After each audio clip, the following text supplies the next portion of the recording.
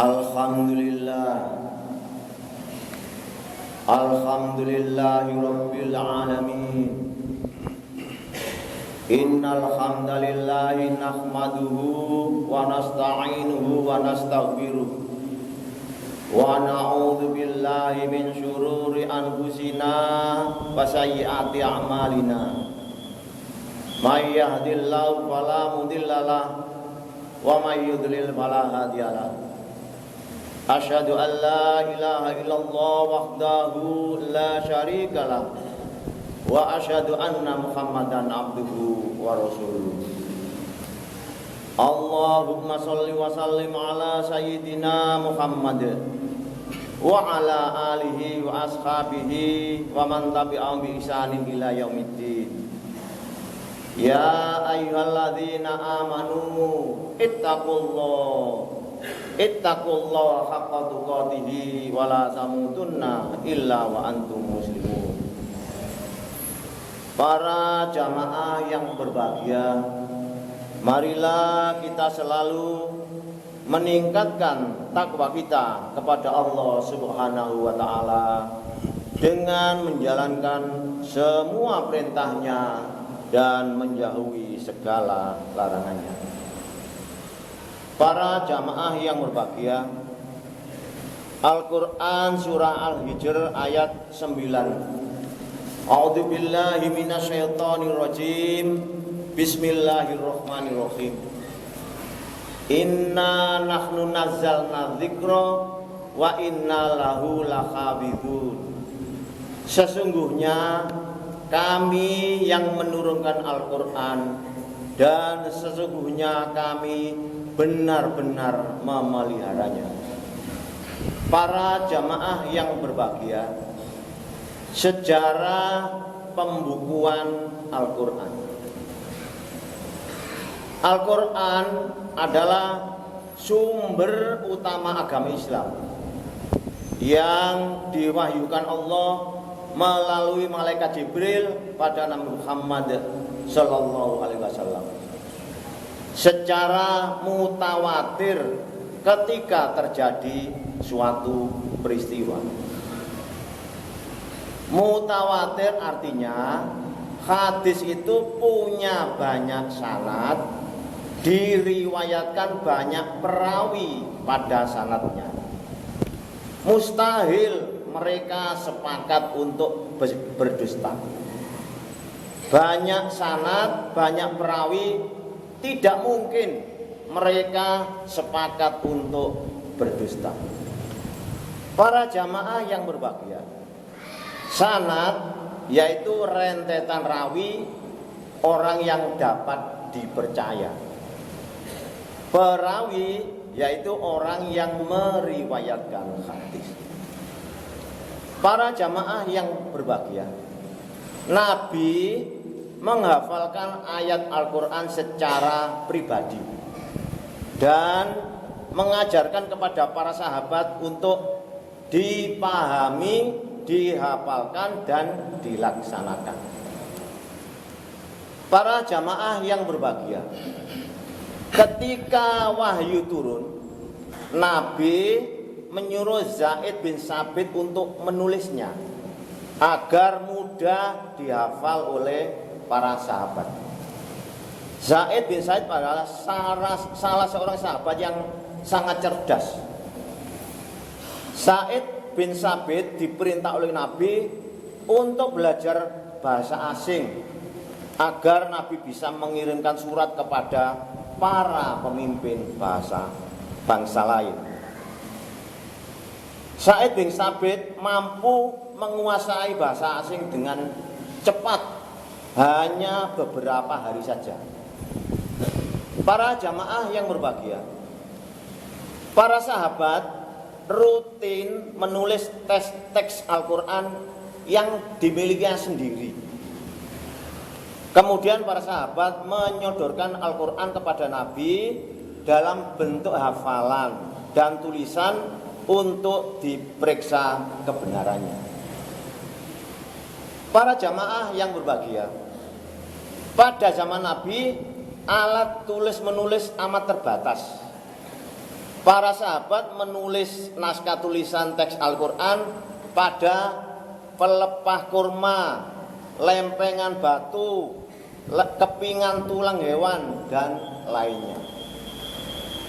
Pada zaman Nabi, naskah teks Al-Quran itu sudah tertuliskan, tapi masih berserakan, tidak terkumpul dalam sebuah buku atau mushaf.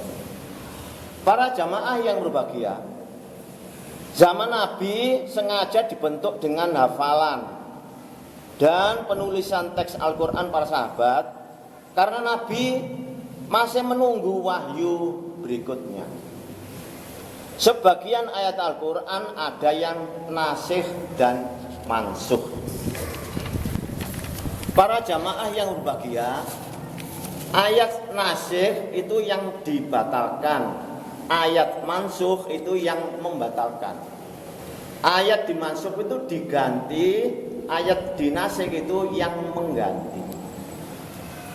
Zaman Nabi Muhammad, Al-Quran belum dibukukan, karena wahyu dari Allah melalui malaikat Jibril masih terus turun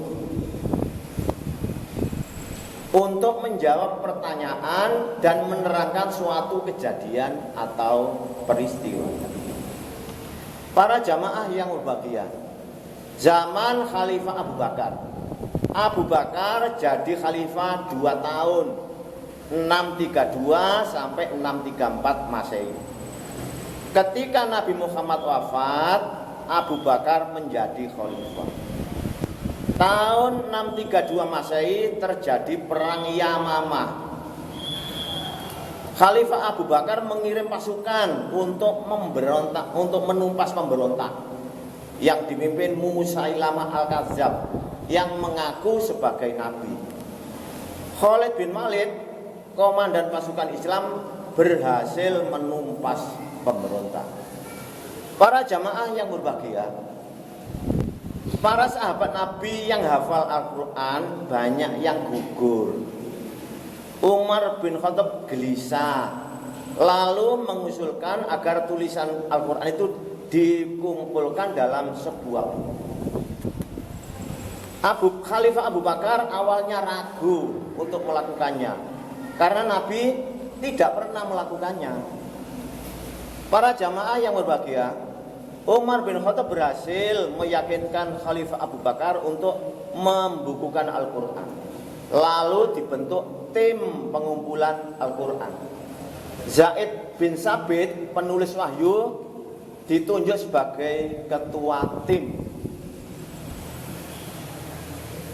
Zaid bin Sabit menerima tugas itu, meskipun pada awalnya menolak. Tim penyusun pembukaan Al-Quran melaksanakan tugasnya. Khalifah Abu Bakar memerintahkan semua sahabat untuk mengumpulkan naskah tulisan Al-Quran di Masjid Nabawi. Syarat yang harus dipenuhi para penyetor naskah tulisan Al-Quran, yang pertama, naskah tulisan itu harus sesuai dengan hafalan para sahabat yang lain. Yang kedua, naskah tulisan ayatul Quran memang diperintah oleh Nabi dan dituliskan di depan Nabi. Sebab beberapa sahabat itu menulis naskah atas inisiatifnya sendiri. Syarat yang ketiga, naskah itu harus dibuktikan dengan 2 orang saksi. Para jamaah yang berbahagia, tim penyusun mushaf Al-Quran sukses melaksanakan tugasnya. Kemudian Zaid bin Sabit menyerahkan hasilnya kepada Khalifah Abu Bakar.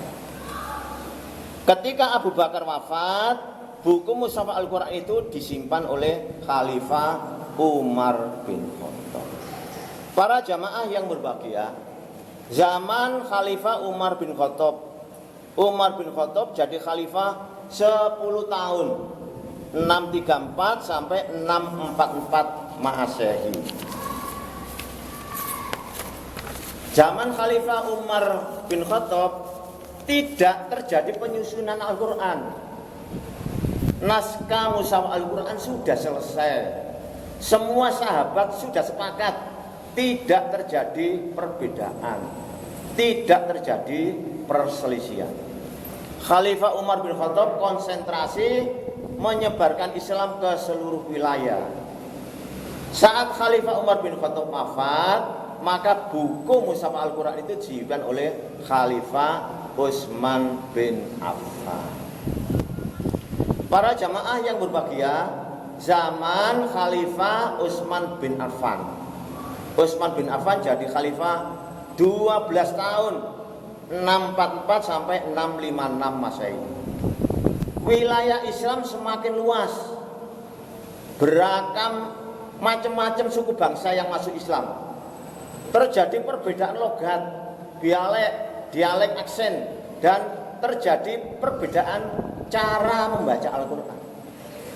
Kemudian Khalifah Utsman bin Affan membentuk tim Lajnah Al-Quran. Zaid bin Sabit, penulis Wahyu Nabi, itu ditunjuk sebagai ketua. Anggotanya adalah Abdullah bin Zubair, Sa'id bin As, dan Abdurrahman bin Haris. Para jamaah yang berbahagia, Utsman bin Affan memerintahkan Zaid bin Sabit mengambil mushaf Al-Quran yang disimpan Hafsah binti Umar dan menyeragamkan bacaannya dengan satu dialek, yaitu dialek Nabi Muhammad SAW, yaitu dialek suku Quraisy, agar semuanya seragam. Para jamaah yang berbahagia, Utsman bin Affan memperbanyak menjadi 6 mushaf, yang 5 dikirim ke Mekah, Kufah, Basra, dan Syria, yang 1 disimpan sendiri. Mushaf itu disebut Mushaf Utsmani. Para jamaah yang berbahagia, mudah-mudahan kita bisa terus belajar dan mengajar Al-Quran. Semua itu kita lakukan agar mendapat ridho dan ampunan dari Allah Subhanahu wa Ta'ala, sehingga kita bisa hidup bahagia dunia dan akhirat. Amin ya rabbal alamin. Barakallahu li wa lakum fil Qur'anil Karim, wa nafa'ani wa iyyakum bima fihi minal ayati wa dzikril hakim, wa taqabbala minni wa minkum tilawatahu innahu huwas samiul alim.